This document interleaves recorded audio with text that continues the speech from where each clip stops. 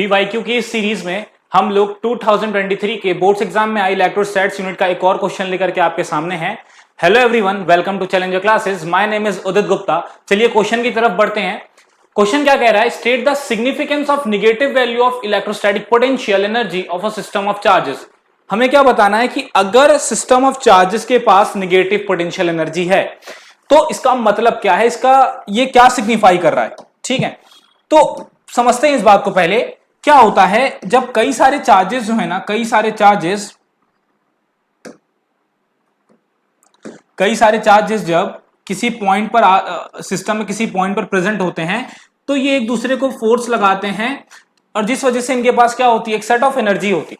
ठीक है, total system के पास कुछ एनर्जी होती है। तो हमसे पूछ रहा है कि जब ये एनर्जी होगी, तो जब ये निगेटिव एनर्जी होगी तो क्या मतलब है इसका। तो देखिए, सबसे पहले पोटेंशियल एनर्जी को समझते हैं। पोटेंशियल एनर्जी दो तरह की होती है, पॉजिटिव पोटेंशियल एनर्जी या निगेटिव पोटेंशियल एनर्जी। अगर हम बात करें पोटेंशियल एनर्जी की, तो पोटेंशियल एनर्जी आपकी दो तरह की होती है। ठीक है, पॉजिटिव पोटेंशियल एनर्जी और negative potential energy. Positive potential energy कब होती है? जैसे ये पेन है, मैंने इस पे वर्क डन किया ग्रेविटी के अगेंस्ट और इसको एक हाइट पर ले गया, तो मेरे वर्क डन, जो मैंने वर्क डन किया ग्रेविटी के अगेंस्ट, तो पेन ने क्या स्टोर करी? ग्रेविटेशनल पोटेंशियल एनर्जी स्टोर कर ली। ठीक है, अब जैसे ही मैं वर्क डन करना बंद करूंगा तो उस केस में क्या होगा, ये उस स्टोर्ड एनर्जी की मदद से मोशन में आ जाएगा। ठीक है, तो यहां पर क्या हुआ है, मार्कर ने एनर्जी को स्टोर किया। जब मैंने इस पर वर्क डन किया, मार्कर ने एनर्जी को स्टोर किया। तो ये हो गया हमारा पॉजिटिव पोटेंशियल एनर्जी।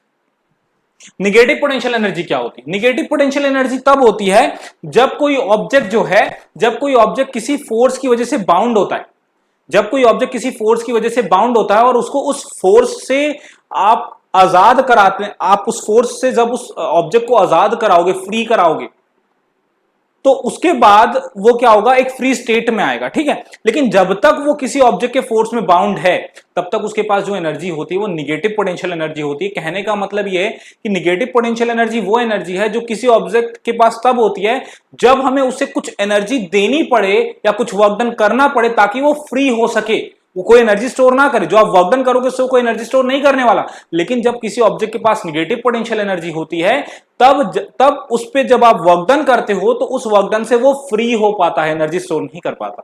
तो उस टाइम जो एनर्जी है जो ऑब्जेक्ट को देनी पड़े ताकि वो फ्री हो सके, वो एनर्जी निगेटिव पोटेंशियल एनर्जी होती है। ठीक है, तो ये होता है निगेटिव पोटेंशियल एनर्जी। तो कब होगा सिस्टम ऑफ चार्जेस के पास निगेटिव पोटेंशियल एनर्जी? जब चार्जेस क्या करेंगे, जब चार्जेस एक दूसरे को अट्रैक्ट करेंगे।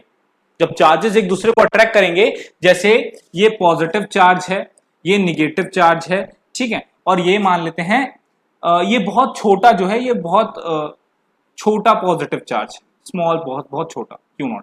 तो ये इसको रिपल करेगा, जाहिर सी बात है। लेकिन अगर माइनस क्यू है तो इसको अट्रैक्ट भी करेगा। ये प्लस क्यू इस माइनस क्यू को अट्रैक्ट करेगा, ये माइनस क्यू इस प्लस क्यू को अट्रैक्ट करेगा। तो अगर हम बात करें तो ओवरऑल जो एनर्जी आप देखोगे सिस्टम की जो निकल के आएगी वो निगेटिव आएगी। क्यों? क्योंकि ये सिस्टम में से किसी भी एक चार्ज को निकालने के लिए आपको क्या करना पड़ेगा, वर्क डन देना पड़ेगा ताकि वो फ्री हो सके।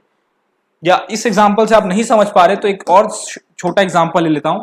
मान लेते हैं हमारे पास सिर्फ दो चार्जेस हैं।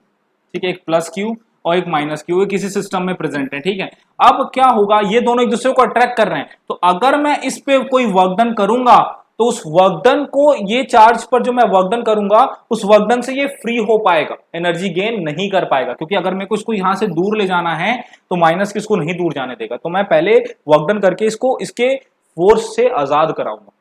ठीक है, तो इस केस में कोई एनर्जी स्टोर नहीं करेगा। तो यानी इस पर्टिकुलर सिस्टम के पास जो ये पॉजिटिव और निगेटिव चार्ज का सिस्टम है, इसके पास अभी निगेटिव पोटेंशियल एनर्जी। समझ में आ रही होगी बात? ठीक है, आगे बढ़ते हैं अगले क्वेश्चन की तरफ। अगला पार्ट जो है इसका, क्वेश्चन क्या कह रहा है? Three charges are placed at the corners of equilateral triangle ABC of side 2 meter as shown in figure. Calculate the electric potential energy of the system of three charges. हमें electrostatic potential energy calculate करनी है system की। तो देखिए, electrostatic potential energy calculate करने के लिए हम मान के चलेंगे कि सिस्टम में अभी कोई चार्ज नहीं है। हम एक एक करके सारे चार्ज को ला करके प्लेस करेंगे। चलिए करते हैं। तो क्या होगा, मान लेते हैं सबसे पहले हम चार्ज ए को लेकर के आते हैं इस पॉइंट पर। सिस्टम, ये हमारा सिस्टम है और इसमें अभी कोई चार्ज नहीं है। तो अगर हम किसी चार्ज को इंफिनिटी से सिस्टम में लाएंगे, मान लेते हैं हम +4 माइक्रोकूलम के चार्ज को इस पॉइंट पर ला रहे हैं, तो और ला रहे इन द सेंस कि +4 माइक्रोकूलम भी इस फील्ड में आना चाहता है या इस स्पेस में आना चाहता है, तो क्या इस पर कोई वर्क डन करना पड़ेगा हमें? कोई वर्क डन नहीं करना पड़ेगा। क्यों? क्योंकि इस पे कोई फोर्स काम नहीं कर रहा जो इसको अपोज करे, इसको फील्ड में ना आने दे या इस स्पेस में ना आने दे। तो ये +4 माइक्रोकूलम अपने आप यहां पर इस स्पेस में एंटर कर जाएगा बिना किसी वर्क डन की मदद से, बिना किसी वर्क डन। तो इस पे जब कोई वर्क डन हम नहीं कर रहे तो ये कोई एनर्जी भी स्टोर नहीं कर रहा। तो उस पर्टिकुलर केस में जो एनर्जी होगी इसके पास, क्योंकि हमने वर्क डन ए पर 0 किया, तो जो एनर्जी होगी ए के पास, जो एनर्जी ए पे होगी वो भी 0 होगी। ए के पास कोई एनर्जी नहीं होगी क्योंकि इस पे वर्क डन करना ही नहीं पड़ा। लेकिन अब बात करते हैं, हम मान लेते हैं बी चार्ज को लाना चाहते हैं, तो बी चार्ज को लाएंगे जब इस पॉइंट पर, तो बी चार्ज को जब हम इस पॉइंट पर लाएंगे तो देखो, एक तो बी चार्ज खुद अगर आना चाह रहा है तो अच्छी बात है, और वो हम यही मान के चलते हैं कि चार्जेस खुद इस स्पेस में आना चाहते हैं, ठीक है। तो बी चार्ज खुद भी आना चाह रहा है और प्लस क्यू क्या करेगा, +4 माइक्रोकूलम का इसको अट्रैक्ट भी करेगा। अट्रैक्ट करने की वजह से क्या हो रहा है, इस पर निगेटिव वर्क डन हो रहा है। निगेटिव इन द सेंस कि हम वर्क डन नहीं कर रहे, एक्सटर्नल वर्क डन नहीं करना पड़ रहा, सिस्टम खुद ही वर्क डन कर ले रहा है। जब सिस्टम खुद वर्क डन करता है तो वो वर्क डन क्या होता है, निगेटिव। अभी बताया था क्यों, क्योंकि अब इस सिस्टम में जैसे ही -4 माइक्रोकूलम का चार्ज पहुंच जाएगा तो इसको इस सिस्टम से निकालने के लिए हमें वर्क डन करना पड़ जाएगा। इस वजह से ये कैसी एनर्जी स्टोर करेगा, निगेटिव पोटेंशियल एनर्जी स्टोर करेगा। तो कितनी करेगा, चलिए निकालते हैं। तो वर्क डन कितना करना पड़ा हमें, वर्क डन तो करना नहीं पड़ा, तो लेकिन तो नहीं करना पड़ा, तो वो निगेटिव वर्क डन हो जाएगा। तो निगेटिव वर्क डन कितना होगा, देखते हैं बी पर। चलिए बी पर देखते हैं कितना निगेटिव वर्क डन करना पड़ेगा। Work done on B due to A, देखते हैं कितना करना पड़ेगा। तो फॉर्मूला क्या है, के Q1 Q2 अपॉन R, ये फॉर्मूला होता है वर्क डन का, ठीक है। तो यहां पर Q1 यानी QA ले लेते हैं इसको, और B को Q, ठीक है। कितना है, +4 माइक्रोकूलम, ठीक है। और Q भी कितना है, -4, ठीक है। और R स्पेसिंग पहले ही बोल रखा है 2 मीटर, ठीक है।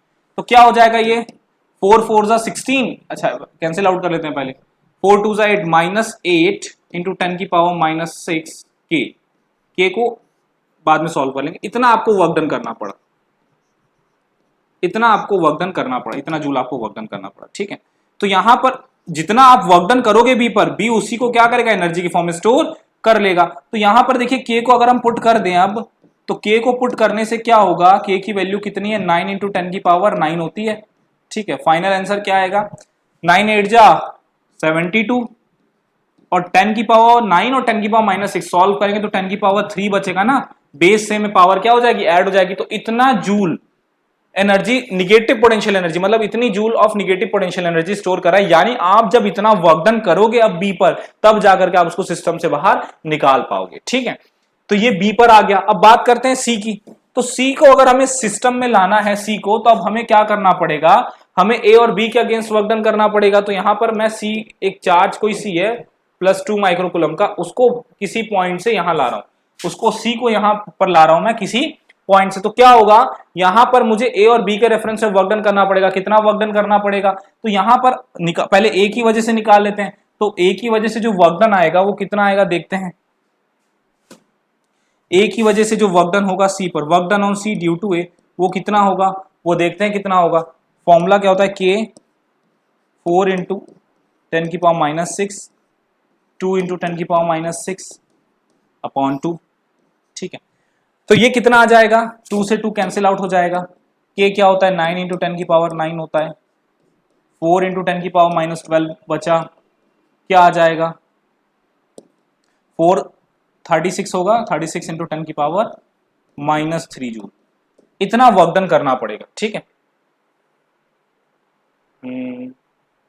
अच्छा, यहाँ पावर मैंने जो है, पावर में थोड़ी सी मिस्टेक हो गई है। यहाँ पर ये पावर जो होगी -12 हो जानी चाहिए, -12 इसलिए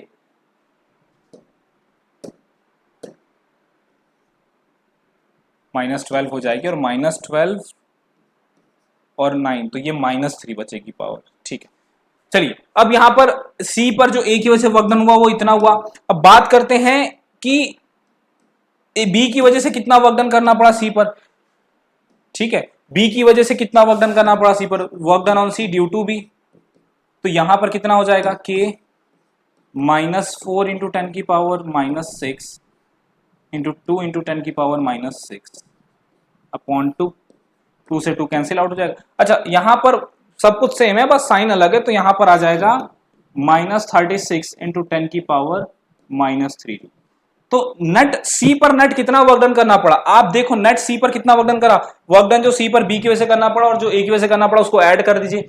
work done on C will be equals to work done on C due to B plus work done on C due to A, और वो जीरो हो जाएगा। जीरो क्यों हो जाएगा, -36 इंटू 10 की पावर -3 प्लस 36 इंटू 10 की पावर -3, दोनों क्या हो जाएंगे, सेम अमाउंट है, निगेटिव है, कैंसिल आउट हो जाएंगे। तो वर्क डन सी पर कोई वर्क डन नहीं करना पड़ेगा, क्यों, क्योंकि ए जितने फोर्स से रिपेल करेगा +2 को उतना ही फोर्स से -4 अट्रैक्ट कर लेगा, तो नेट वर्क डन 0 हो जाएगा उस पॉइंट पर। ठीक है, तो पूरे सिस्टम का टोटल पूरे सिस्टम की टोटल एनर्जी क्या हो जाएगी, देखो पूरे सिस्टम की टोटल एनर्जी, जो एनर्जी ए के पास है प्लस बी के पास है प्लस सी के पास है, तो ए के पास कोई एनर्जी नहीं, बी के पास कितनी निकाली हमने, -72 इंटू 10 की पावर -3 प्लस 0। सी पर भी कोई एनर्जी नहीं, क्योंकि सी पर भी कोई वर्क डन नहीं करना पड़ेगा हमें, तो नेट एनर्जी सिस्टम की कितनी आ गई, निगेटिव आ गई। अब निगेटिव एनर्जी क्या बता रही है आपको, निगेटिव एनर्जी ये बता रही है कि सिस्टम को डिसमेंटल करने के लिए, चार्जेस को सिस्टम से बाहर निकालने के लिए, सारे चार्जेस को